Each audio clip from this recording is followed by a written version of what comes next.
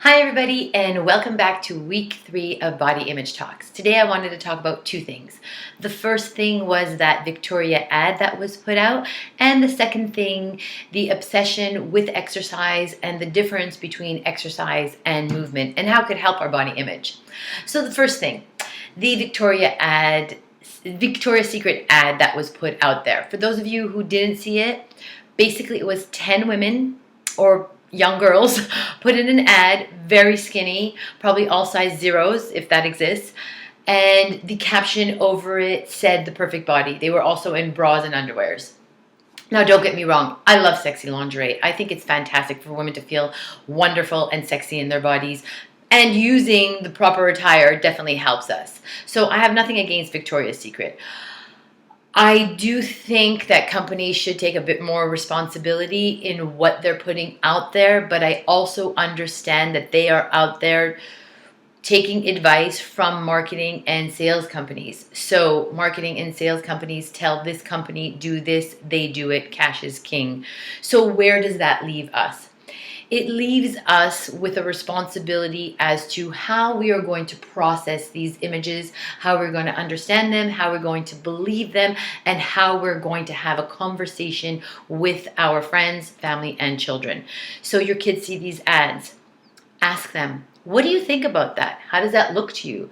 Do you notice people look like that in the streets? Do your friends look like this? Do you think you look like this? How does this make you feel? Then go into explaining the process.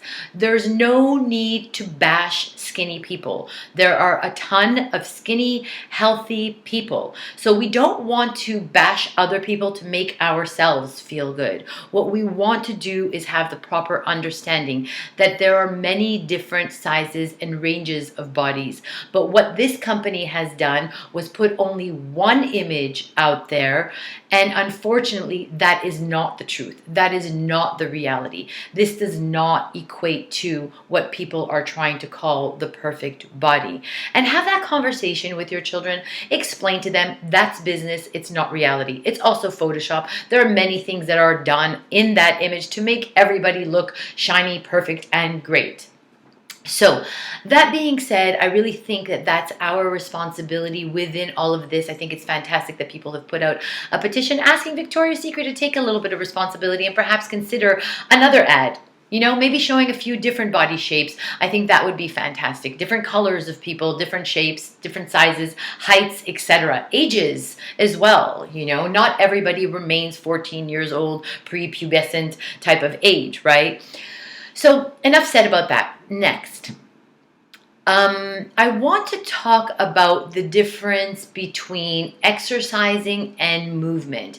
I think exercise is a fantastic thing. Obviously, I do it for a living. I teach people about how they can move their body.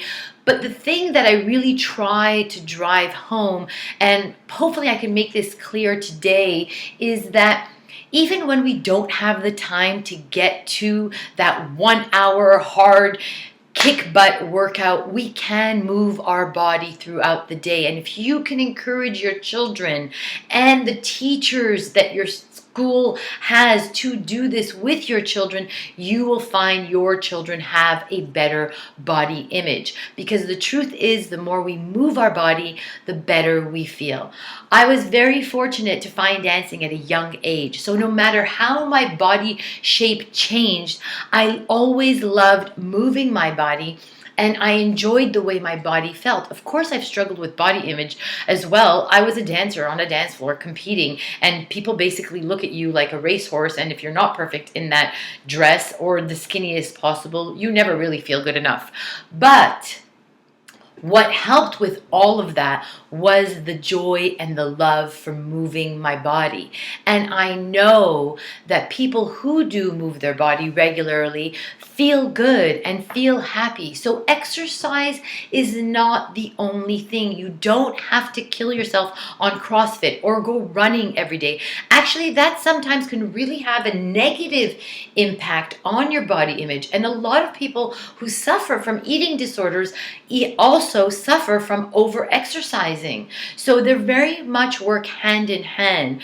So perhaps today I can have you take a look at how you can change your environment and feel good about your body when you don't exercise. Because movement is exercise as well. You get up in the morning, you brush your teeth, you walk to your car, you go here, you go there. This is all movement. Perhaps we could add a little bit more movement during the day. Perhaps you could have a conversation with your teachers at school, principals, that, hey, maybe every hour at their desk, kids could get up, stretch, turn, rotate, touch the floor, do a few jumping jacks, boom, and then go back to sitting again. That's fantastic. They don't need an hour of exercise to make them feel good about their body. They just need to have the ability to move their body. We know when we feel stiff, we don't feel good in our body. So that has a huge impact on our body image. So today, the takeaway would really be, ask yourself, how can I move my body more during the day? If I'm sitting with my right leg crossed, I'll cross over my left. I'll lift my knees up. I'll put them down. I'll stand up. I'll try to sit on the floor with my laptop. I'll try to twist and turn while I'm watching some TV. I'll try to march on the spot while I'm cooking my dinner. I'll try to walk back and forth up and down my stairs a few times a day if it's chore day at home. Try to add in as much movement as you can during the day. Walk to the grocery store with your children. Walk home from school with them one day. Even if it takes an extra 15 or 20 minutes, show them how moving your body, even when you have to bundle up with a big scarf and a hat, could be so much fun, because you could be laughing through the streets, complaining and screaming about how cold it is or how hot it is, depending on the weather you live in. So these are all ways you could feel great about your body without necessarily overkilling or over exercising or feeling this pressure of, if I don't exercise, I'm not good enough. That is not the way to have a healthy body image, actually. The more we move, the better we will feel. So that's my message for you today. Move your body as much as you can, even if you can't get to that fitness class or that CrossFit or get on a bike or get on a treadmill.